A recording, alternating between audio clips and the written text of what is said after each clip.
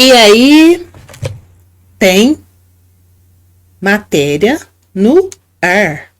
E aí, qual é a matéria, professora, que nós vamos começar a segunda aula de hoje, né? Então, vamos lá para a gente ver aqui qual que é a aula. Tcharam! Matemática, minha gente! E aí, vocês irão abrir? Quem? Ô, gente, eu esqueci de mudar a data ali, né? Porque, na realidade, essa aula está preparada para o dia 11. Ela foi preparada para o dia 11. É aquele caso da outra lá de língua portuguesa, né? Que aconteceu. Aí ficou a data do dia 11. E hoje é dia 17. 17? Não, nem é 17. Hoje é 18. Né? Sexta-feira?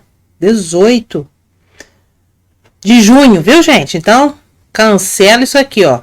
Hoje é 18 de junho, tá? Agora, é o livro de matemática. Qual é a página que nós iremos abrir? Página 88. E na página 88, minha gente, tem o seguinte. Vocês já viram esse joguinho aí? Esse aqui, ó, esse joguinho aqui ele chama Come, né? E como que joga esse joguinho? Eu já vi, mas eu nunca joguei esse joguinho. É assim, ó, né? O bonequinho aqui, ele tem que ir comendo os sinaizinhos de mais aqui, né? Aí ele tem que ter um prazo lá, o tempo para ele poder comer esses sinaizinhos, para você passar para a outra fase, tá? Então, vamos ler, vamos entender melhor como que faz para passar para a segunda fase. Leandro tem um jogo de videogame chamado Come, que tem 3 fases. A primeira fase, o bonequinho deve comer todas as 34 cruzinhas em 1 minuto, a fim de passar para a segunda fase. Cada cruz comida desaparece da tela e vale 100 pontos. Aí vem a pergunta, minha gente. Com quantos pontos o jogador passa para a segunda fase, né?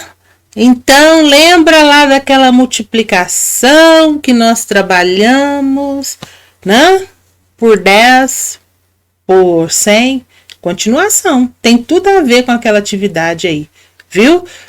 Vou deixar para vocês responderem. Se tiver dúvida, daqui a pouco na aula online a gente tira a dúvida, tá? Agora, vamos ver a letra B, a segunda fase, né? Então, olha bem, na segunda fase, aparece um monstrinho que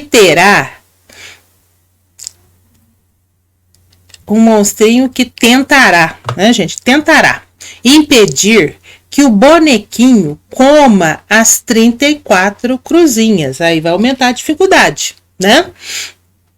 Aí, por isso, só passa para a fase seguinte o jogador que consegue pelo menos 2.500 pontos em 2 minutos. Aí, ó, né? Já aumentou a dificuldade, até aumentou um pouquinho o tempo, né? Então, vamos ver aqui, ó. O que é a pergunta? Qual é o menor número de cruzinhas que o bonequinho precisa comer se cada uma vale 100 pontos? Então, essa daí eu vou fazer com vocês no quadro, porque é uma situação nova para nós, tá bom?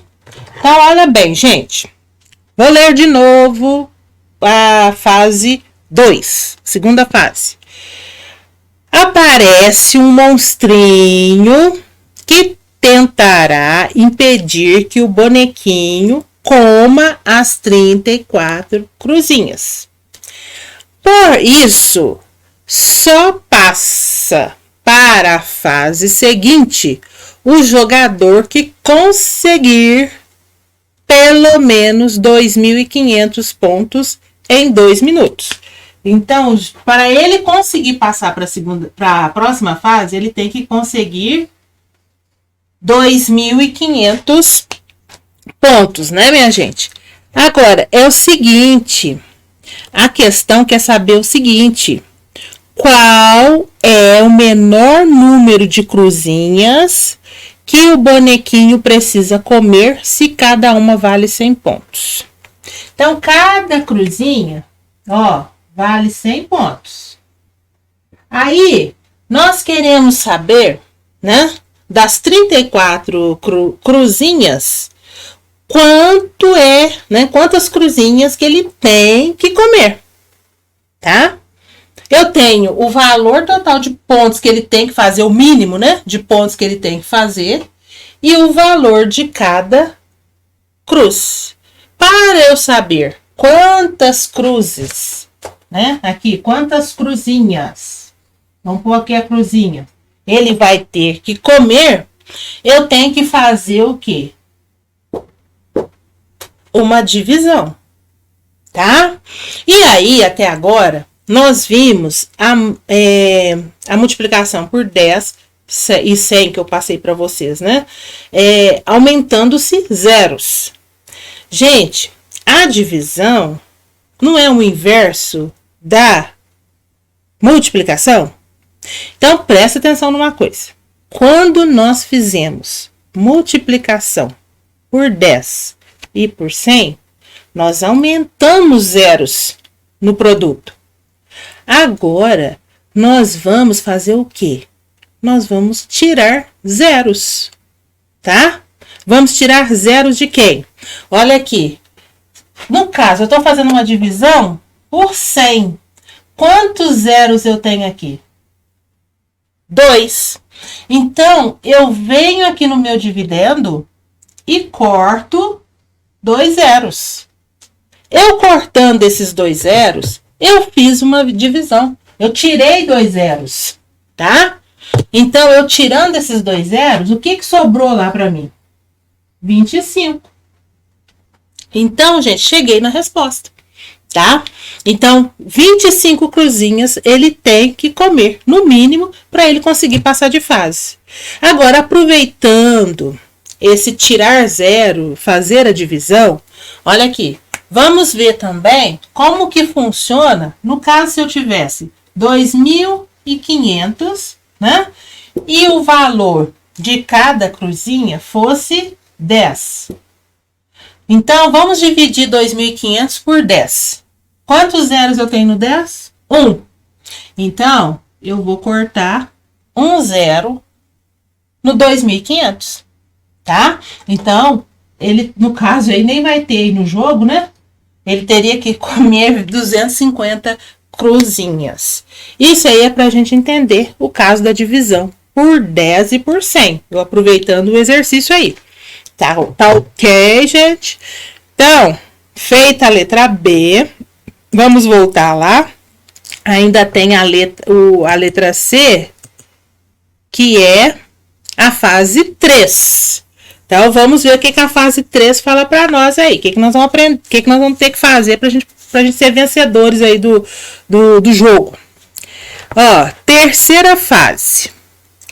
Surgem, 2 monstrinhos para perseguir o bonequinho. Ih, aumentou mais ainda a dificuldade. Vence esta fase o jogador que consegue pelo menos 2.000 pontos em 2 minutos. Aí diminuiu um pouquinho da pontuação, mas aumentou lá a dificuldade do bonequinho, né? Mas há uma vantagem. Além das cruzinhas, que valem 100 pontos cada uma, nessa fase há também estrelinhas, que valem 200 pontos cada uma. Então, observe a tabela, calcule o total de pontos que cada menino fez e indique quais deles vencerá o jogo. Então, olha bem, gente. Cruz vale 100 pontos. Estrelinha vale 200 pontos. Então, olha bem, o Leandro, ele conseguiu 15 cruzinhas e 2 estrelinhas. Qual foi a pontuação do Leandro? O Tiago, ele conseguiu 12 cruzinhas e 4 estrelinhas. Qual foi a pontuação do Tiago? O Bruno conseguiu 14 cruzinhas e 8 estrelinhas. Qual foi a pontuação do Bruno? E aí, gente, vocês vão falar aqui quem foi o vencedor do jogo, tá? No número 11, fala o seguinte: o que vale mais? 20 cruzinhas ou 10 estrelinhas? Justifique a sua resposta, tá? Depois disso daí, aí nós vamos para a página, deixa eu ver aqui, 142, né? Vamos dar um pulinho de novo. Lá para a página 142. Ué, que isso? Nós temos situações, problemas, viu, gente? Então, vamos ver o que fala aqui, ó. Que a dona Antônia, o número 1, escolheu 12 alunos para representar a escola em um desfile. Letra A. Se ela separar os alunos em 2 filas, com a mesma quantidade em cada uma, quantos alunos ficarão em cada fila? Pensa aí, pessoal. Essa história matemática aí está ligada a quê? Está ligado à matéria de divisão, porque a página 142, nós já estamos lá no capítulo 6 do livro, que é divisão. Tenha atenção nisso daí, viu? Depois, olha bem. B. Se ela quiser colocar 4 alunos em cada fila, quantas filas formará? Então, pensa aí, gente. 12 alunos e 2 situações, tá? Letra A e letra B. 2. Dona Antônia distribuiu igualmente 48 folhas de papel para os 8 grupos de alunos da sala. A questão é a seguinte: quantas folhas cada grupo recebeu? 3. A Associação de Moradores do Bairro de Dona Antônia resolveu fazer cortinas para um orfanato. Ontem, por exemplo, Dona Antônia comprou 24 metros de tecido para dividir em cortes com 3 metros de comprimento cada. Quantos cortes foi possível fazer? Então, são 24 metros de tecido, que serão divididos em 3 cortes. Aí a questão é saber quantos cortes foi possível fazer. Não, cada corte vai ter 3 metros de comprimento. Aí, no caso, aí a gente quer saber quantos cortes é possível fazer. Tá bom, gente?